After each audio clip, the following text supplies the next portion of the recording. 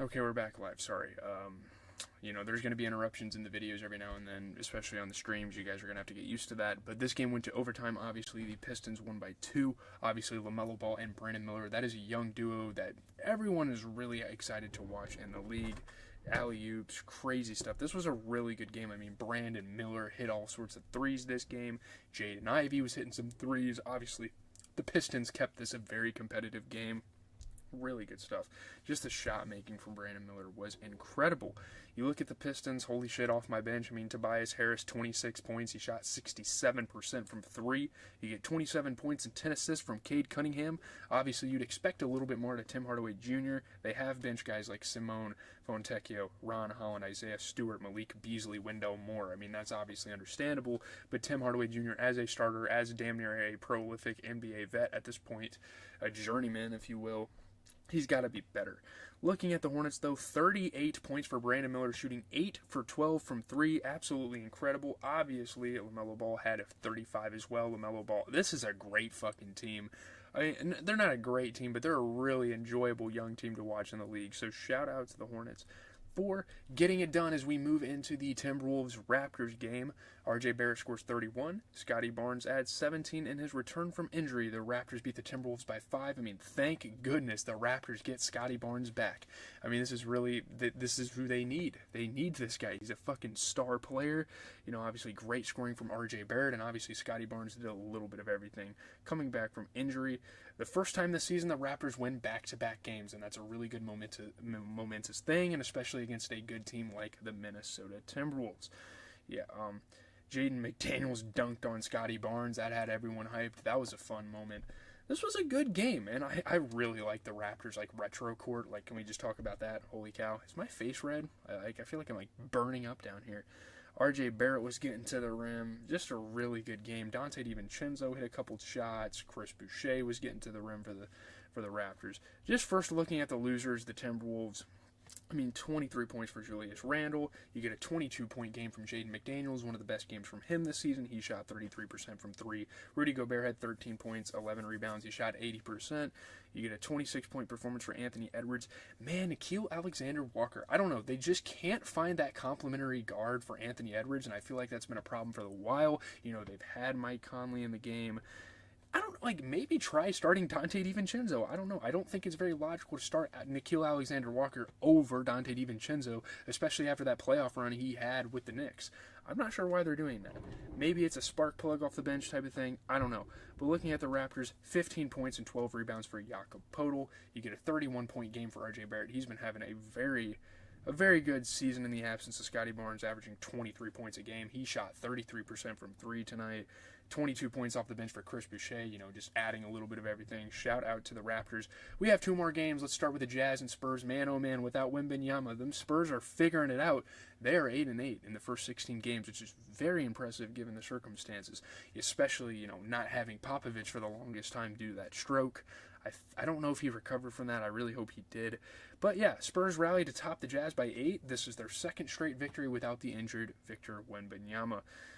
Great game for Harrison Barnes, scoring the rock, rebounding the rock. It's great. And obviously you get a decent game from Stephon Castle as well. And they rally. This is awesome. Obviously, if you're Victor Wembanyama, you love to see this because it gives you a lot of hope from when you come back to the team, and that's a good thing. Stephon Castle was getting to the rim a lot. This was a good game. Keldon Johnson's getting to the rim. He's been getting more and more aggressive. He's been a really fun player to watch. Keldon Johnson always kind of been a guy. Sorry if this picture's a little fucked up, by the way. Keldon Johnson always been a guy I've kind of rooted for, always kind of liked on the Spurs.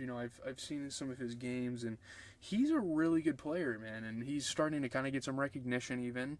He was ever since he was kind of obviously called up to the Team USA, that was that whole thing. Harrison Barnes was hitting shots. Colin Sexton made it a little tough. He played pretty good.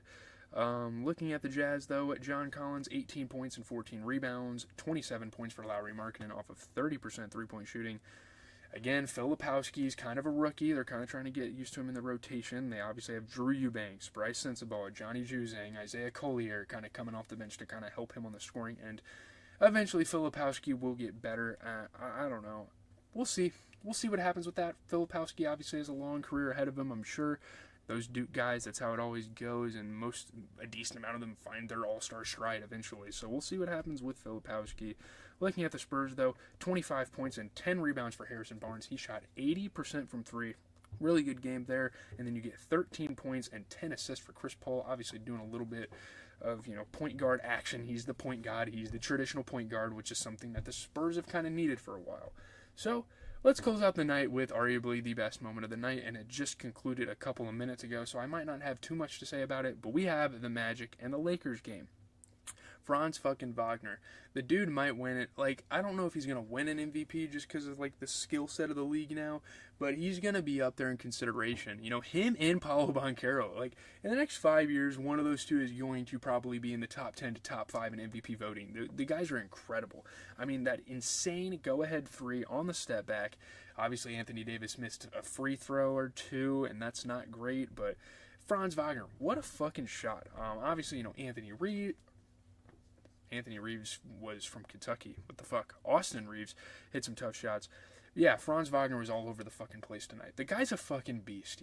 I've seen potential in this guy for a while. Obviously, coming out of Michigan, really good program under Juwan Howard. Obviously, there's been controversies, suspensions, all that stuff. But yeah, man, fucking insane. Obviously, LeBron James being an absolute beast despite a loss. Heaving it down the court to his teammates.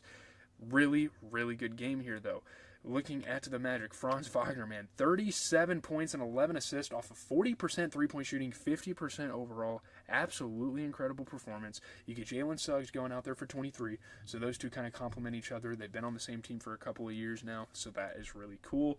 Looking at the Lakers, 39 points for Anthony Davis. He made his only three. People are going to shit on him for faltering at the free throw line or whatever you want to say. But he was a fucking beast this game. Who cares? LeBron James had 31 points and 10 rebounds. There's other people you can blame it on.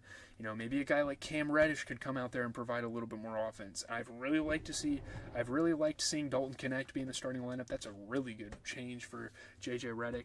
That's worked out well, but guys like Cam Reddish, I know he's a great defensive player and provides in other outlets, but scoring-wise, he could be a little better in games like that.